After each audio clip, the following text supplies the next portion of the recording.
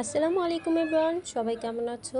আশা করি সবাই ভালো আছো। আজকে আমি আলোচনা করব স্পঞ্জ কেক আটা দিয়ে ভালো হয় নাকি ময়দা দিয়ে। আমি যখন কেক বানানো স্টার্ট করি, প্রফেশনাল ছিলাম না বা কোনো কোর্স করিনি, ইউটিউব দেখে দেখে কেক বানাতাম। তখন আমি আটা দিয়ে কেক বানাতাম। তো অনেক সময় দেখা যেত কেকটা অনেক ফুলছে, আবার চুপসে যাচ্ছে, আবার অনেক সময় দেখা যেত যে কেকটা ফুলছে ওইভাবেই আছে, কোনো চুপসায়নি। তো যখন চুপসে যেত ভাবতাম যে হয়তো আমারই কোনো প্রসেসিংয়ে ভুল আছে, কারণ স্পঞ্জ কেকটা খুবই সেন্সিটিভ হয়, যার ফলে একটুখানি এদিক ওদিক হলে কেকটা চুপসে যাওয়ার একটা চান্স থাকে। তো রিসেন্ট যখন আমি একটা কেক বানাই, আমি মুন্সিগঞ্জ ছিলাম, আমার হাতের কাছে ময়দাটা ছিল না, হাতের কাছে আটাটাই ছিল। একটা অর্ডার এসেছিল, যার ফলে আমি আটা দিয়ে ট্রাই করি। আমি পরপর 2টা কেক বানাই, 2টা কেক বেক করার সময় ফুলেছিল খুব সুন্দরভাবে, কিন্তু যখন আমি চুলা থেকে নামাই তখন কেকটা একদমই চুপসে গেছে।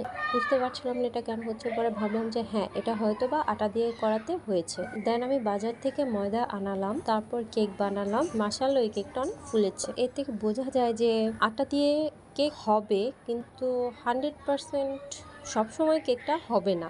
যদি 100% করতে চাই সেক্ষেত্রে আমাদের ময়দা দিয়েই কেকটা বানাতে হবে, কিন্তু এটা খুব সেন্সিটিভ কেক, সেই জন্য অনেক সময় ময়দা দিয়েও কেকটা চুপসে যায়, সেটা অন্য বিষয়। তো যাই হোক, এটা হচ্ছে আমার রসমালাই কেক। আমি এই রসমালাই কেকের মধ্যে প্রতি লেয়ারে রসমালাইয়ের রসটা দিয়েছি, আর ক্রিম দিয়ে দেন হচ্ছে রসমালাই দিয়েছি।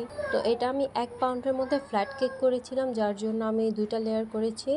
রসমালাই কেক ওয়েটে কিন্তু অনেক বেড়ে যায়। কেকটা আমার বড় চেয়েছিল, তাই ফ্ল্যাট করতে হয়েছে, সেজন্য 2টা লেয়ারই আমি পারফেক্ট মনে করেছি। আর এমনিতেও এই কেকটার ওয়েটটা 1 পাউন্ডের থেকেও অনেক বেশি হয়ে গিয়েছিল। সাধারণত আমার রসমালাই কেকগুলো 1 পাউন্ডের থেকে বেশি হয়, কারণ এখানে মিষ্টি দেওয়া থাকে অনেক পরিমাণে, যেটা আপনারা ভিডিওতে দেখতে পাচ্ছিলেন। তো যাই হোক, আমার ভিডিওটা যদি ভালো লাগে অবশ্যই লাইক কমেন্ট শেয়ার করবেন। আমার এই ছোট টিপসটা যদি আপনাদের কাজে আসে, আর কে কোন অ্যাপস থেকে দেখছেন আর কোন জায়গা থেকে দেখছেন অবশ্যই কমেন্টে জানাবেন। আমার ইউটিউব আর ফেসবুকের চ্যানেলের নাম সেম, তো যারা ইউটিউব থেকে দেখছেন ফেসবুকের পেজটা ফলো করে দেবেন, আর যারা ফেসবুক থেকে দেখছেন ইউটিউবের পেজটা ফলো করে দেবেন। এটা আমার রিকোয়েস্ট। আল্লাহ হাফেজ।